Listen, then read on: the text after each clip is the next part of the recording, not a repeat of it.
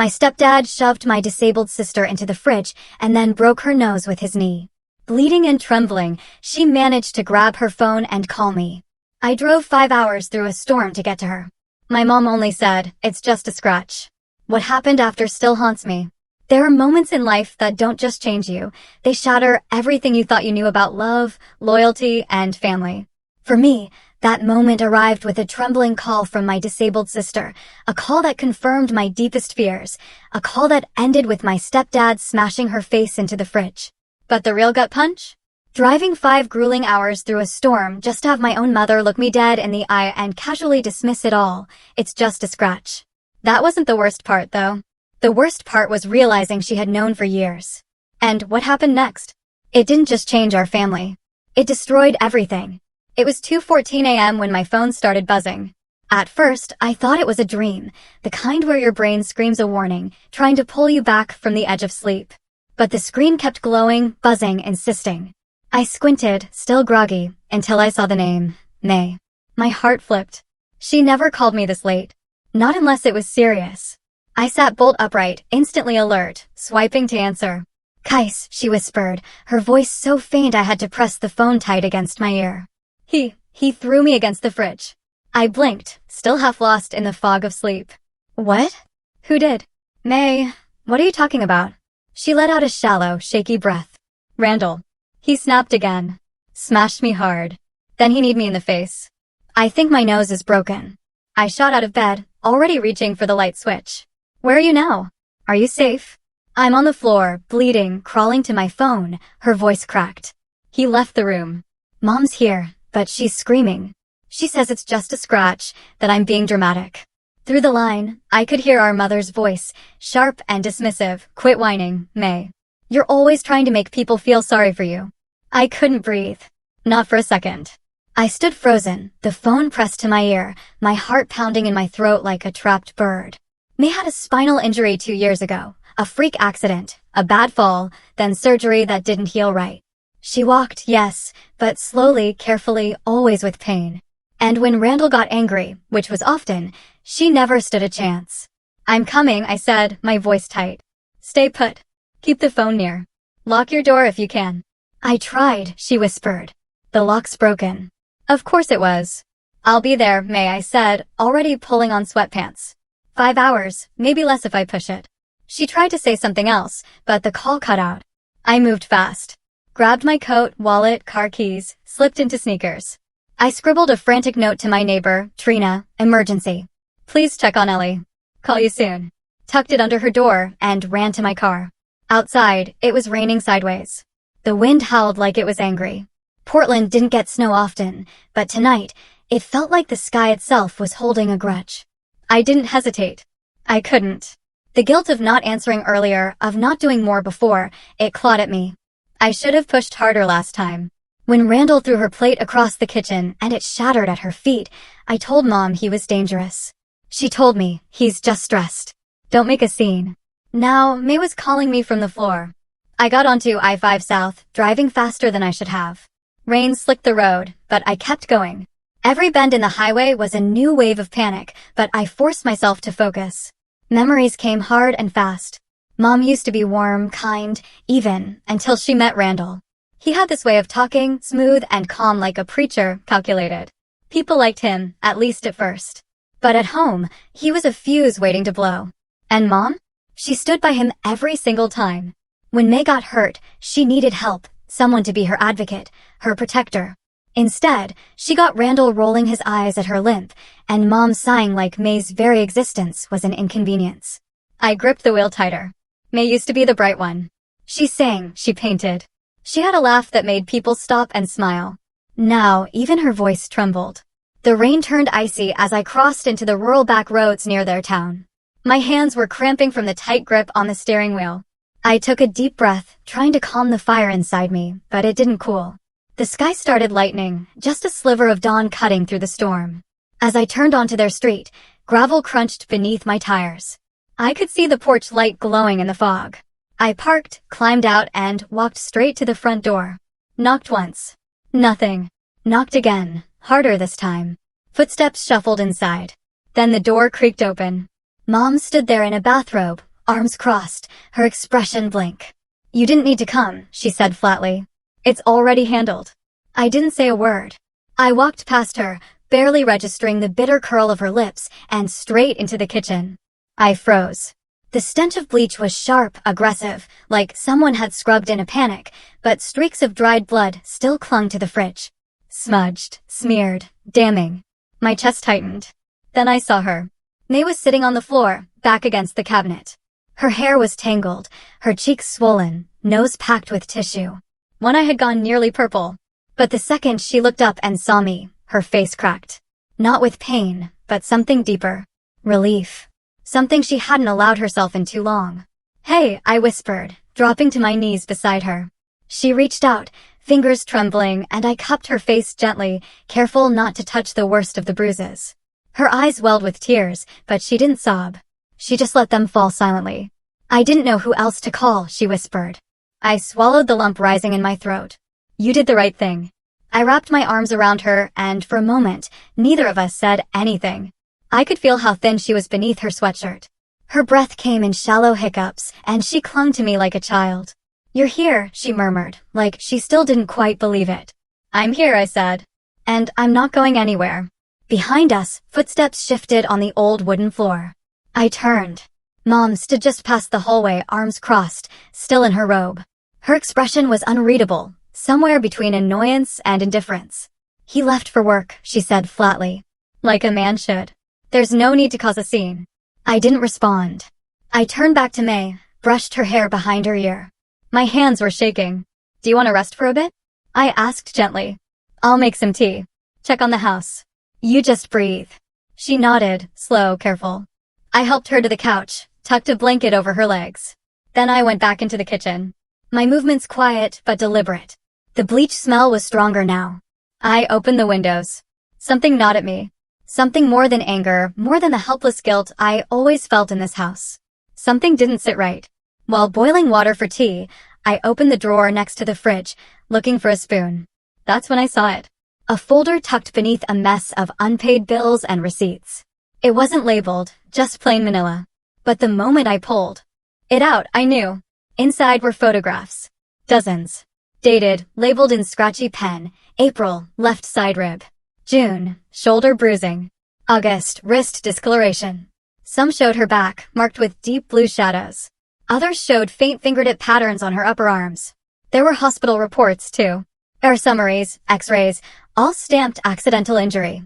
I stood there numb. It wasn't just last night. It had been happening over and over, quiet, hidden, documented. And no one had done a thing.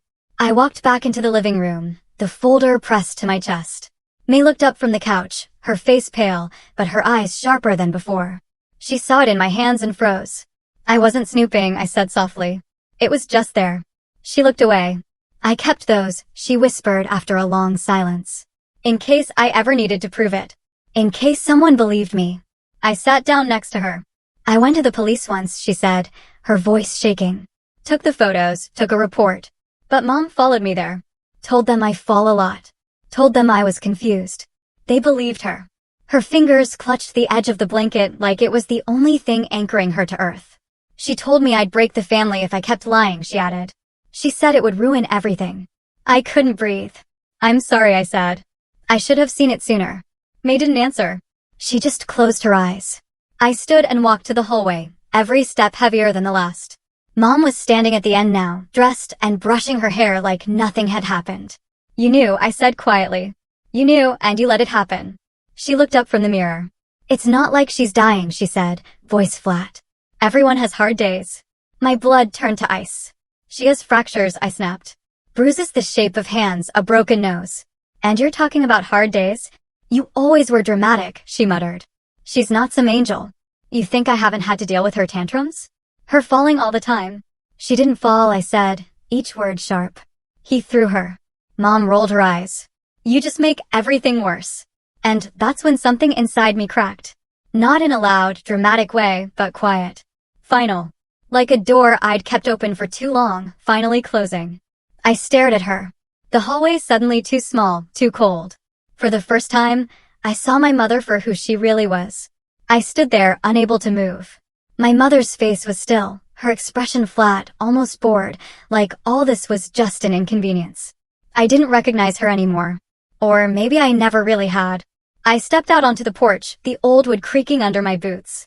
The clouds hung low over the hills, heavy with that Oregon dampness that soaks into your clothes, whether it's raining or not. I pulled my hoodie tighter. My chest was burning.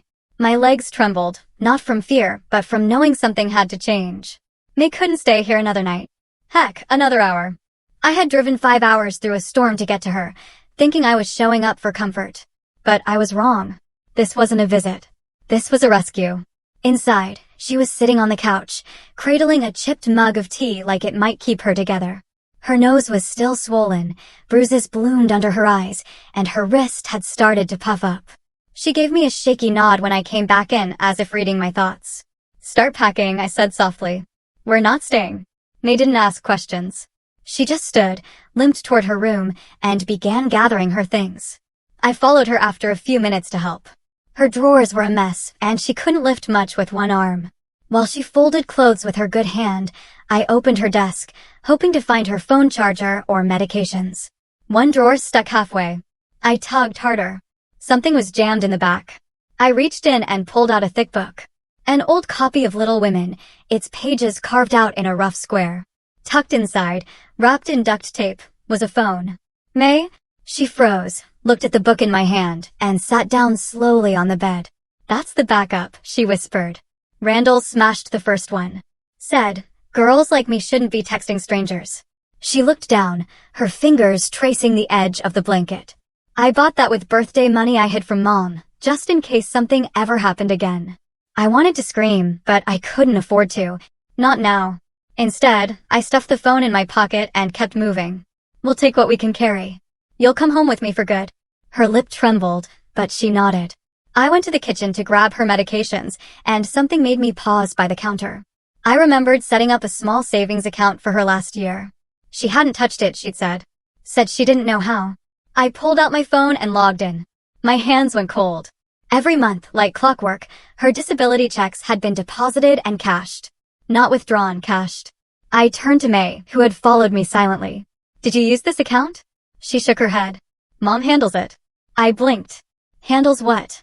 She told the people at social services she helps me. Said I can't be trusted with that kind of money. Said it's safer this way. She gives me a little sometimes if I ask nice. I stared at the screen. Thousands gone. All while May wore the same shoes from high school and rationed ibuprofen. I didn't even bother breathing before I stormed into the living room. "She's your daughter," I snapped. "And you've been stealing from her, letting that man beat her. You knew." Mom stood by the hallway mirror, adjusting her earrings like she was getting ready for brunch. She didn't even flinch. "You think you're better than me just because you left," she said, not even looking at me. "You don't know what it's like to keep this house running, to have to make decisions no one wants to make."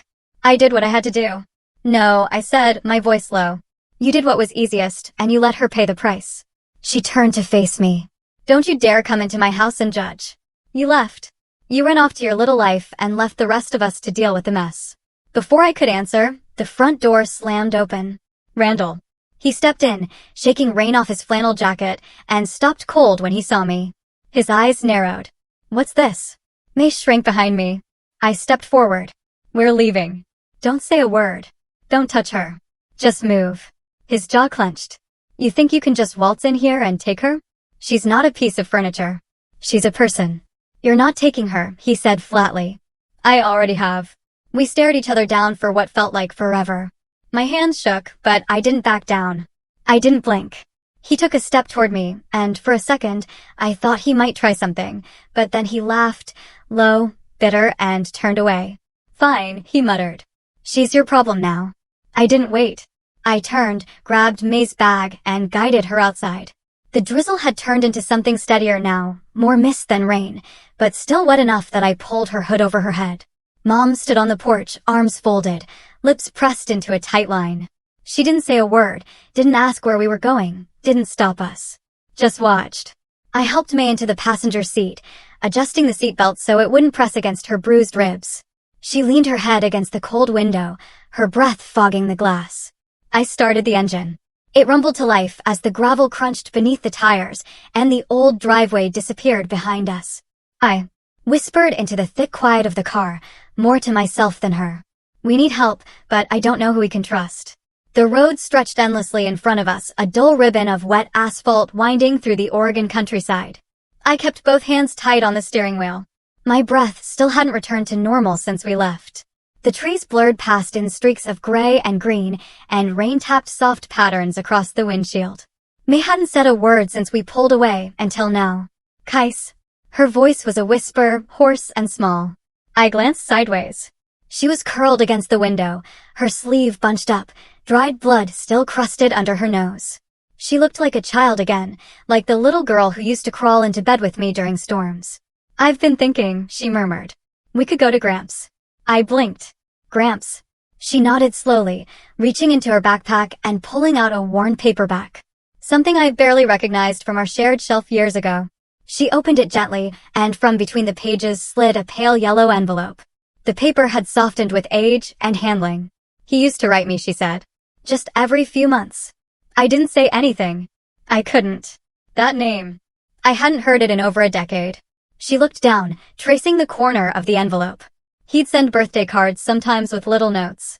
A pressed flower once, a $5 bill tucked behind it. Always signed the same, Love, Gramps. I thought Mom said he died in prison. May nodded, a strange mixture of sadness and defiance in her eyes. She told me that, too. But I never believed her. Not really. He always knew things.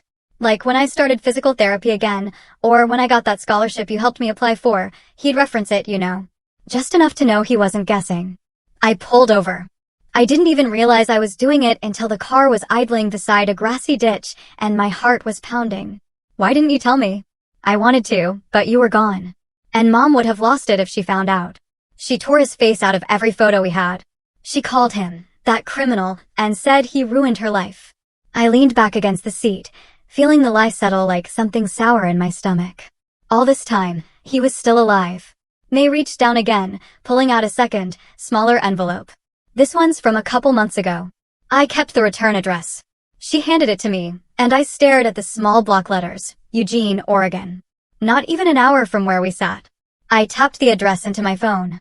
The signal was weak, but the route popped up, 42 minutes. Back roads mostly. He wasn't some ghost of the past. He was real.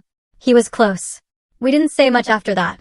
I merged back onto the road, the rain now gentler, misting across the windshield. My thoughts wouldn't quiet. I kept replaying everything. Mom's cold voice, Randall's sneer, May's broken face. The more I pieced it together, the more I saw how deep the rot ran. We'd believed Mom because we needed to. That's what kids do. You trust your parents like they're gods, until one day they're just people. And, sometimes, not good people. The road narrowed as we turned onto a gravel path framed by tall fir trees. Faint light filtered through the branches, casting long, trembling shadows over the hood. I slowed as a small, weathered cabin came into view. Set back from the road, surrounded by stacked firewood and overgrown ferns. I parked just outside. May was silent, gripping that same envelope. Her fingers trembled slightly. I reached for her hand. Before I could even knock, the porch light flicked on. The door creaked open. A man stepped into view, older, gray at the temples, but tall, upright. His clothes were worn but clean. His face, lined by time, looked at us with a mix of shock and something almost like fear. His gaze landed on May. He froze. You look just like her, he said, voice shaking. Your grandmother. May's eyes welled. I kept your letters, she said softly. The man stepped back, still stunned, and opened the door wider. Come in. We entered slowly. The warmth hit first. A soft, steady heat from a wood stove in the corner. The smell of broth filled the small space, and a worn quilt lay folded on a nearby rocker. It felt like walking into another world, one untouched by all the venom we left behind. He didn't ask questions right away. He made tea instead. Set bowls of soup on the table without fuss. No big speeches, just presence. Quiet, steady presence. After we ate, I leaned forward, finally breaking the silence. We don't have anywhere else to go. Not tonight. You don't have to explain, he said gently. You're safe here. It was such a simple sentence, but the weight of it. I didn't even realize I was crying until I tasted salt at the corner of my lips. I glanced at May. She was watching him, her face open, vulnerable, hopeful. She trusted him. Some part of her had all along. But me? Something still held back, something in my gut. Because if he was safe, then why had Mom worked so hard to erase him? "You're safe here," he said again, reaching to refill our mugs. But as I looked around that quiet little house, every instinct in me whispered the same thing. This isn't over. Not by a long shot. We didn't sleep much that night. The storm outside had passed, but something else, something colder, was still pressing at the windows. I stayed up on the couch, listening to May's breathing, shallow and uneven. I watched the flames flicker for a long time before pulling out my phone again. The voicemail. I hit play for the 4th time. My mother's voice came through like a quiet threat wrapped in silk. "She's still a minor, Kais. You're interfering. Don't forget that. No yelling, no panic, just cold control." That was what terrified me the most. From across the room, May stirred. "Are they coming here?" she asked, her voice barely above a whisper. She didn't need to say who they were. "I won't let them near you," I said, forcing the words to sound stronger than I felt. "I promise." Morning came in shades of gray. Mist hung over the trees like a veil, and the air smelled like wet pine and smoke. Gramps brewed coffee the old-fashioned way, percolator on the stove. The scent filled the cabin, comforting and familiar in a way I hadn't expected. We sat at the kitchen table, the wood dented and worn, and I finally asked what had been tugging at me since the night before. "Why did Mom cut you off?" Gramps took a slow sip. His hands were rough, weathered from years of work, but they didn't shake. "She forged checks," he said simply. "Hospice checks. They were supposed to cover your grandma's care near the end. I caught her, reported it. Next thing I knew, she was gone with you too. Changed numbers, changed everything." I blinked. I thought Grandma passed in peace. That she just faded. "She died scared," he said quietly. "Alone. Your mother emptied the account and vanished before the final bills even came due." The weight of his words settled like fog in my chest. No amount of denial could cushion the truth anymore. I looked over at May. Her face was pale, lips pressed tight. She reached for the sugar and accidentally knocked her spoon off the table. It clattered against the floor. She crouched to grab it but paused. "There's a gap," she murmured, pointing to the corner beneath the bench seat. I crouched beside her. One of the floorboards was loose. Gramps frowned. "That's strange." Together we pried it up. Dust rose. Beneath the plank was a tin box wrapped in a faded towel. Inside, old Polaroids, a bundle of letters, and a yellowed envelope marked last will and testament. My breath caught. The paper inside was brittle, but the ink still held, dated 12 years ago. I scanned the lines, heart pounding. "In the event of my passing, all property, assets, and holdings shall be equally divided between my granddaughters, Kylis and May." My name. Her name. In writing. I looked up at Gramps. His eyes were wide. "I forgot I hid that," he said, almost to himself. "Back then, I wanted to protect you too. Your mom was never meant to get a cent." I snapped photos of every page, every signature. My hands steadier than I thought they'd be. "If they try to take her back," I said, my voice trembling with fire, "this goes straight to the court." Gramps gave a short nod. "You've got your grandma's strength. She would have liked that." Later, as we sat in the living room, the old clock ticking softly behind us, I started researching legal aid clinics in Eugene. I typed with purpose, every click grounding me in something real. "I'll need proof of injury, too," I muttered. May's bruises. Her nose. Gramps opened a drawer and pulled out a boxy disposable camera. "I took some shots last night. Old habit." I took it from him. "Thank you." May shifted closer on the couch. "I want to talk," she said, barely above a breath. "To someone official. I'm tired of pretending I'm fine. Tired of feeling like if I say anything, it'll only make things worse." I looked at her, this girl who'd spent years shrinking herself to survive, and saw something new behind her eyes. Not just pain. Fire. Before I could respond, my phone buzzed. Unknown number. I hesitated, then answered. A low voice, deep and gravelly. "We know where you are. You have until sunset." The line went dead. I stared at the screen, then at the cabin door, which suddenly seemed far too thin. "We need to go," I said, standing up so fast the chair legs scraped the floor. "Now." Gramps didn't argue. He grabbed his keys. May clutched the camera to her chest like a shield. I grabbed the will, the letters, and the only thing that mattered more than evidence, my sister. We didn't pack. We didn't speak. We left everything behind. Just grabbed the camera, the will, and the girl who refused to be broken. We drove straight to the clinic. May leaned into me in the passenger seat, face pale and bruises now blooming in yellows and blues. She hadn't said much since the phone call, just rested her head against the cold window, watching trees blur past. Her eyes were glassy, but she hadn't cried. Inside the waiting room, everything smelled like bleach and stale coffee. The walls were covered in faded posters about flu shots and back pain. I checked her in, handed over her ID and mine, and we were told to wait. The nurse called her in within 10 minutes. I wanted to go with her, but May just whispered, "I got this." I stayed seated. The camera rested on my lap. I kept one hand around it, tight, like it was a lifeline. Through the glass window behind the counter, I saw Gramps still in the truck, engine running for the heat. His silhouette leaned back slightly, arms crossed. I knew this was all too much for him, but he came anyway. That meant something. I stared at the second hand of the clock until I felt someone step into the room. Heavy boots, slow, intentional. I looked up.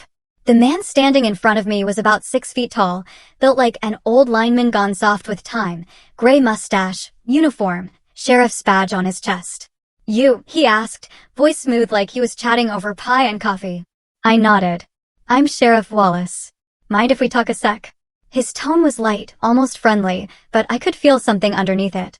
That off-note people play when they're pretending too hard. He didn't sit, just stood a little too close. "I know your stepdad. Hank and I go way back. T-ball days, you know." I looked him straight in the eye. "This isn't about baseball." His smile twitched. "Just wanted to see what all the noise was about. Your mom called us early this morning. She's concerned. Said you might have, taken May without consent." "She called for that?" I folded my arms.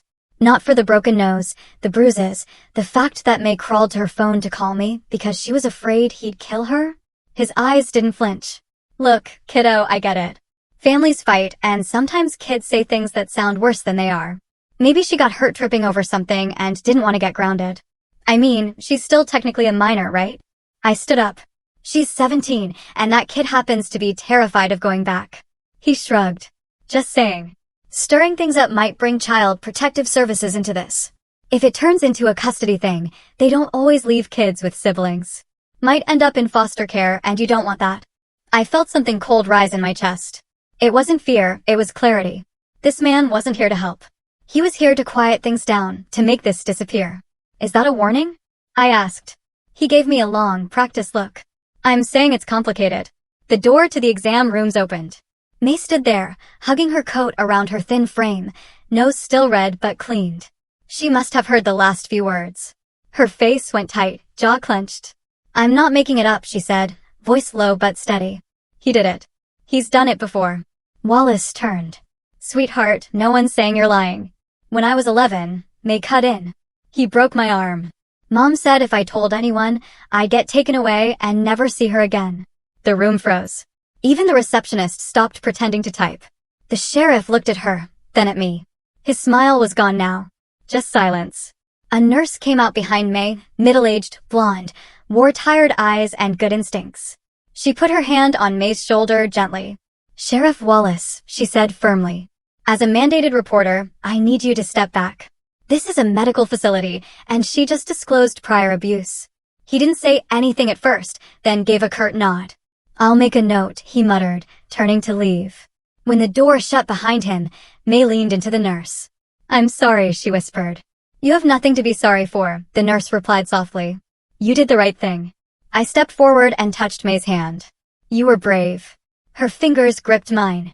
"I'm tired of being scared." We thanked the nurse, got a printout of her injuries, and stepped back outside. The sky was overcast now, and the light had that strange gray tint that made everything feel like winter, even when it wasn't snowing. Gramps was still waiting, tapping the steering wheel with slow fingers. Back in the truck, I pulled out my phone and called a legal aid hotline I'd bookmarked last night. My voice was clear now. No tremble, no second guessing. "Yes." "Hi," I began. "My sister was assaulted. We have photos, medical documentation, and an old will that confirms our standing as heirs. Her abuser is known in this town, even to law enforcement. I need someone who isn't afraid to fight this." The woman on the other end asked a few questions. I answered each with a calm I didn't know I still had. Next to me, May exhaled slowly, curled into a ball beneath her jacket. "I'm proud of you," I whispered. She didn't say anything, but for the first time all day, she smiled. Just a little. We pulled into the Driveway of Gramps' house just before sundown. I helped May inside, then set the disposable camera and the will on the kitchen table. I'd scan and upload copies as backup. Gramps turned on the radio softly, something low and crackling. Old blues drifting through the living room while May dozed off on the couch under 2 blankets. I checked the windows, locked the doors. Everything felt still until the shatter came. Glass burst into the room. A window by the front door. A rock clattered to the floor, wrapped in paper. I ran over, heart pounding. The note was scrawled in thick black marker, "Leave this alone." The rock had landed just inches from May's head. Now it sat on my kitchen table beside a puddle of melted ice and glass. I held the note. Soggy, smeared ink, but still legible. "You think you've won? Stay quiet or next time it won't be a rock." My thumb brushed across the corner where the paper had been curled tight around the stone. May was asleep again, but her breathing was shallow, uneven. She hadn't let go of the blanket since the crash. I spent the next hour sweeping glass barefoot, the broom too loud. Then I went through every window, every door, double-checking each lock with a kind of slow, mechanical dread. Outside, the wind rattled the gutters. Inside, it was colder than it should have been. At dawn, I left a note for Gramps and slipped the evidence into a Ziploc. May was curled on the couch under my old quilt. I didn't want to wake her. Gramps had fallen asleep in the armchair. He was stubborn, but I was grateful he'd insisted on staying. "That girl doesn't need to see more men who walk away," he'd muttered the night before, unfolding the blanket over his knees like he was settling in for war. The sheriff's office was quiet, not the same one we'd visited before. This was the downtown building. I asked for whoever was on shift, not Wallace. The deputy who came out was younger, alert, with eyes that didn't dodge. His name tag said Ruiz. He took one look at the rock and the note and said, "You did the right thing bringing this in. No kiddo, no T-ball memories." He asked to keep it for forensic review. I handed it over and left with his business card, a calm voice in my head whispering, "Don't trust yet, but take the help that's offered." By the time I returned home, May was at the table with Gramps, poking at a bowl of oatmeal like it might fight back. Her face was swollen, but no longer bleeding. The bruises had started to bloom purple-blue beneath the skin. Gramps sipped coffee in silence, one eye always on the window. That evening, the call came. "Miss Keiss, this is Deputy Ruiz." We ran the note. "The handwriting matches your mother's employment records. She filled out forms when she worked for the county library 3 years ago. Do you want to press charges?" I didn't hesitate. Yes. That single word cracked something inside me. I thought I'd feel relief, but all I felt was hollowed out, like I was confirming something I'd tried for years to deny. She really did this. I filed for an emergency restraining order the same hour. The court clerk didn't ask too many questions. Maybe she saw the bruises under May's eyes in the photos. Maybe she'd seen it all before. Either way, by sunset, I had a signed paper in my hand and a locksmith pulling into the driveway. May watched from the porch, arms crossed tightly around herself. Gramps stood beside her like a statue, his cane planted firm. "You girls aren't sleeping alone again." End of story. Later that night, May came into my room holding something small and pink. "I found this in the back of my closet. I used to hide things inside. I don't know why I kept it." She handed me her old music box. Plastic ballerina spinning inside under a cracked mirror. I opened the lid and the faintest tinkle of off-key music spilled out. Beneath the felt lining, something shifted. I peeled back the cloth. Taped under the panel was a tiny SD card. "He didn't know I had it," she whispered. We sat side by side on my bed while I plugged it into my laptop. The screen blinked to life. The first file played immediately. A phone video, wobbly and dim, pointed at the hallway. I saw May, maybe 10, maybe 11, being yanked by the arm through the doorframe. Her face turned toward the camera for a second. Tears streamed. Barely above a whisper, "Please don't." The second video was darker, mostly shadows and muffled sounds, but one voice was clear. "My mother, if you ruin this family again, I swear to God, you'll regret it. Do you understand me?" Click. I stopped the file. May wasn't crying. She just stared.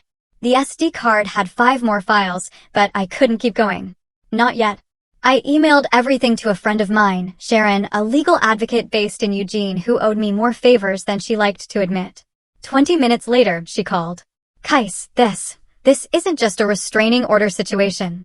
You've got evidence of historical abuse, intimidation, accessory to assault, and obstruction. I'm sending this to the federal unit. You're doing the right thing." I nodded slowly, even though she couldn't see me. And just as I started to believe we might be safe, May screamed from the kitchen. "He's here." I was halfway across the living room when I heard May's scream tear through the quiet. It wasn't a startled yelp. It was raw, terrified, full-body fear. I bolted toward the kitchen, bare feet hitting hardwood, arms swinging like instinct had taken over. May had slid down behind the island counter, knees curled into her chest, the blanket still clutched to her arms. Her breath came in ragged gulps. One hand trembled as she pointed toward the side window. He was right there, staring at me.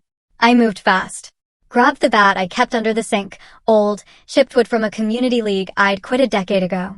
I crept toward the window, careful not to slip on the scattered shards from earlier. But there was no one. What there was were muddy boot prints right outside the back door, clear as day. I locked every bolt, closed every curtain, double-checked the back latch. And still, May was shaking. Her lips, split from earlier injuries, had reopened. I didn't say anything, just sat down next to her and held her until her breathing slowed again. It took the sheriff over 40 minutes to arrive. When he finally pulled up, he didn't even bother with his lights. Just strolled to the porch like he was showing up to a neighbor's barbecue. Wallace tilted his head. Raccoons get bold this time of year. Maybe she saw a shadow. I showed him the prints. I showed him the rock. I even opened my laptop and pulled up the video files we'd found earlier, footage of May being dragged across a hallway, her voice pleading off screen. Wallace didn't take a single note. "You don't want to overreact, Kylis," he said, tugging at the buttons of his jacket. "You'll scare the girl more than she already is." "Did you even watch the footage?" I glared. "I glanced," he muttered. "Looks like a domestic spat." I watched him walk out like he hadn't just dismissed actual evidence. My stomach turned. Something about him felt complicit. An hour later, my phone buzzed with a number I didn't know. The message just said, "It's Deputy Ryan. Call me. Use this number. Off the record." I stepped outside, stood next to the old shed behind the house, and made the call. He answered on the first ring. "You weren't imagining it," he said. "Wallace has been playing poker with your stepdad for years. They go back a long way." My jaw tightened. "So that's why he wouldn't even write up a report." "That's why," Ryan said. "But I've been pulling records anyway. You need to hear something." He offered to meet near the lake just off County Road 11. Far enough to be private. Close enough if I could leave May sleeping under Gramps' watch. I drove out just before midnight, headlights off until the last bend. Ryan sat on the tailgate of his truck, holding out a pair of wired earbuds and a phone. Old 911 call from a domestic complaint at your mom's house 3 years ago. It was never followed up. I took the earbuds, pressed them in. At first, it was static. Then, a female voice sobbing, shuffling, then just, "Hold her still." A male voice shouted in the background. Then a loud thud and more crying. Ryan paused the clip. Recognize the voice? I didn't, but May did. She was sitting in the front seat of my car. I'd brought her because she begged not to be left alone. Her hand reached out, gently touched my arm. "That's Jacob," she said. "My brother." My stomach dropped. Ryan didn't say a word. He didn't have to. He used to lock me in the garage, May whispered. When Mom went shopping, said I was too loud. One time I screamed for so long I passed out. When Mom got home, he said I fell down again. I closed my eyes, biting the inside of my cheeks so hard I tasted blood. I had known Jacob was cold. He was never the type to check on her, never the type to help her up when she fell. But I never imagined that. That night, I couldn't sleep. I sat in the living room, watching the shadows flicker across the walls, playing the recording over and over in my head. A voice I used to trust. Helping a man hurt my sister. Helping silence her. By morning, Ryan sent another message. "I found something else. You need to hear it." This time, he didn't meet in person. He sent an audio file through a secure link. It started with a woman's voice. Familiar, controlled. "Just say the injuries were from a fall. We don't need another lawsuit." Then another woman's voice, quieter, unsure. "But she said he hit her." "That's not what happened." The first voice snapped. "And if she says otherwise, she'll ruin this family again." I recognized the voice instantly. It was my mother. Ryan added a note. "Clinic visit 2 years ago. Recording submitted by an informant who overheard the conversation. Her partner, your stepdad, filed a $380,000 insurance claim for back injuries from that incident." And just like that, the last piece clicked into place. The lies, the minimizing, the silence. My mother hadn't just forgiven him. She'd protected him again and again because their entire house of cards was built on deceit. Because if May had been taken seriously, the insurance money might have vanished. The lawsuits would have reopened. The family's image shattered. I stared at my phone until the screen dimmed. May was still sleeping when I got back, curled up on the couch with the same blanket, her cheek resting against her elbow, a small scratch on her lip from where she bit down during the panic earlier. She looked so young like that, so fragile. But not broken. She had survived more than I ever knew, and she was still here. I brushed a piece of hair from her forehead and whispered, "I promise you, this ends now." And just when I thought the betrayal was over, the court date came. And she brought him with a lawyer. The morning air was still sharp when I wheeled May up the courthouse ramp. Her hair was braided loosely over one shoulder, a soft blanket folded in her lap, her hands resting on it like she didn't quite trust herself to be steady. I'd brought her a simple cardigan, the blue one with embroidered robins she always liked, but she didn't put it on. I think she wanted them to see the bruises still blooming under her sleeves. She never said that aloud, but I saw the resolve in her jaw. Across the aisle in the courtroom, my mother sat next to him, the man who shattered May's nose and left her curled in blood on the kitchen floor. His suit was too big, like he was trying to look important, but it only made him look smaller somehow. Mom leaned close to whisper something. Then she laughed. She actually laughed. The bailiff called the session to order. My pulse thudded in my neck as I sat down beside May, my hand still on the back of her wheelchair. I could feel her trembling. She didn't want pity. She wanted justice, and I owed her that much. The defense attorney, slicked back hair, too much cologne, stood first. "Your Honor," he began smoothly. "This case is based on emotion, not fact. My client, Mr. Weston, is a man of modest means who took in a child that wasn't his." He gestured at May dismissively. "And did his best under difficult circumstances. Miss Keiss, however, has a history of instability, unresolved guilt, and personal vendettas. This is not about truth. It's about revenge." I didn't flinch, but May's grip tightened on the armrest. The judge, a stern-looking woman in her 60s with silver hair swept into a knot, raised a single brow. "Let's see if the facts match the theory." When my turn came, I stood. I could feel my knees wobble, but I didn't let it show. "Your Honor," I said clearly. "I have a video file from my father's old security system, dated March 12th, 5 years ago. It's grainy, but the audio is clear." I asked the court to view it. There was a slight pause, then a nod. "Play it." The lights dimmed. The screen flickered to life. It started in our old kitchen, dimly lit, late evening. May, maybe 12 at the time, sat at the table eating cereal.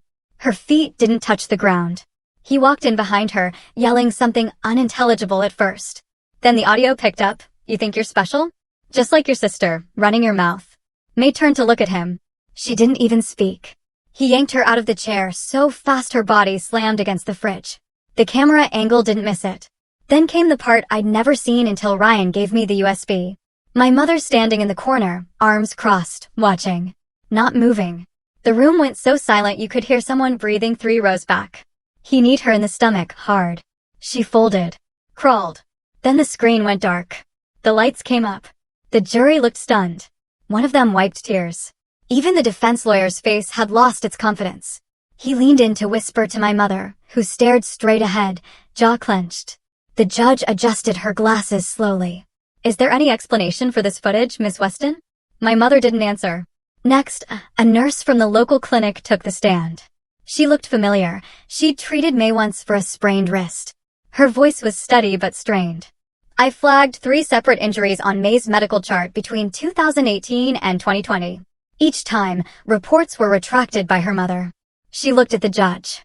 "We believed we were protecting a family. We were wrong." The judge nodded slightly, then reached for a folder beside her. "I've also received a sealed file from the district attorney's office." My heart stalled. She opened it slowly, then looked directly at my mother. "Angela Weston, you are hereby charged with obstruction of justice, perjury, and conspiracy to commit insurance fraud." The air left my lungs. 2 officers approached. My mother's face twisted, not in confusion, but anger. "This is a mistake," she barked. "I did what I had to do. You think raising a disabled child is easy? You think I had choices?" She stood, eyes flashing, voice sharp like a blade. She was always weak, always crying, always needing something. "And Keiss is always judging me. You don't know what it's like to hold this family together." The judge didn't flinch. "Ma'am, you're out of order." Mom kept shouting as they escorted her out, but I didn't hear the words anymore. May didn't cry. She didn't speak. She just watched her go. Face unreadable. It was well past 3 p.m. when we got back to the house. The air had turned warm with a gentle breeze stirring the trees. I parked in the driveway and carried the grocery bags in first. Soup, crackers, chamomile tea. Then I wheeled May up the porch ramp. She stayed silent until I opened the screen door. "Can we stay here?" she asked, almost a whisper. "Just stay for a while?" I nodded. "As long as you want." That evening, I changed the locks again. I installed a small camera above the porch, and at May's request, I hung the old wind chimes by the kitchen window, the ones shaped like little leaves. Their soft sound danced in the air. We sat on the front steps and shared soup from the same pot, legs curled under us like we were girls again. No TV, no phone, just quiet. After a long while, May leaned her head on my shoulder. "You believed me when no one else did," she whispered. I didn't say anything. I just squeezed her hand. Because sometimes, believing someone when no one else will, when the cost feels like everything you've ever known, that's the most powerful thing you can do. It doesn't mean the fight is over, not by a long shot. But it means you finally have a chance to begin again.